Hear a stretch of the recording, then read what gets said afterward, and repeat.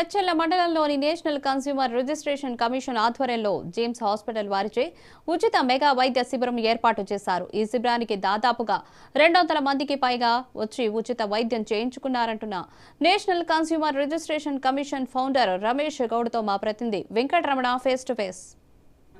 ఆరోగ్యమే మహాభాగ్యం అంటూ ఈరోజు ఎక్కడ చూసినా అనారోగ్యంతో చాలామంది హాస్పిటల్ పాలయ్యే పరిస్థితి ఉంది. అయితే దీనికి ప్రధానంగా ఈరోజు నేషనల్ కన్జ్యూమర్ రైట్స్ రిజిస్ట్రేషన్ తరఫున ఈరోజు అయితే బంతులకోడూరులో అయితే ఉచిత మెగా వైద్య శిబిరం అయితే ఏర్పాటు చేయడం జరిగింది.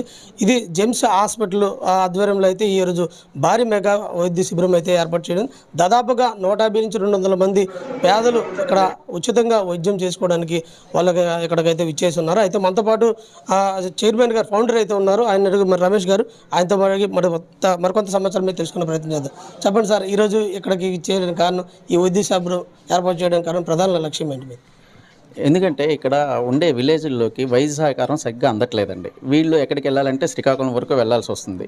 ఎందుకంటే ఇయర్లీ ఒక 8-9 కిలోమీటర్స్ ఉంది.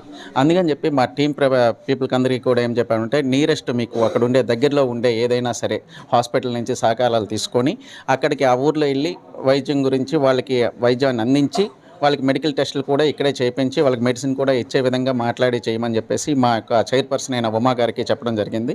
ఆవిడ ఇక్కడ ఈరోజు ఈ కార్యక్రమాన్ని ఏర్పాటు చేయడం జరిగింది సార్. ఇలాగే ఇక్కడికి వచ్చే ప్రతి ఒక్కరికి కూడా ఇక్కడి నుంచి హాస్పిటల్కి వెళ్ళే వరకు కూడా వాళ్ళు ఫ్రీ సర్వీస్ తోటి చేస్తున్నారు జెమ్స్ హాస్పిటల్ వాళ్ళు. అది సరే. మొత్తంగా చూసుకుంటే శ్రీకాకుళం జిల్లాలో జెమ్స్ హాస్పిటల్లోనే ఎక్కువగా వైద్య శిబిరాలు, ఫ్రీ వైద్య శిబిరాలు ఏర్పాటు చేయడం జరుగుతుంది. మిగతా హాస్పిటల్ ఏమైనా జిల్లాలో మీరు ఎలాంటివి ప్రపోజ్ చేసే అవకాశం ఉందా? అన్ని హాస్పిటల్ని కూడా అప్రోచ్ చేయడం జరుగుతుంది సార్. ఒక్కొక్కరికి అవకాశాన్ని బట్టి వాళ్ళ యొక్క అవకాశాన్ని మాకు ఇస్తే దాన్ని బట్టి మేము ఒక్కొక్క విలేజ్లో ఏర్పాటు చేయడానికి ఇది శంకుస్థాపన చేసాము ఈరోజు ఫస్ట్గాను.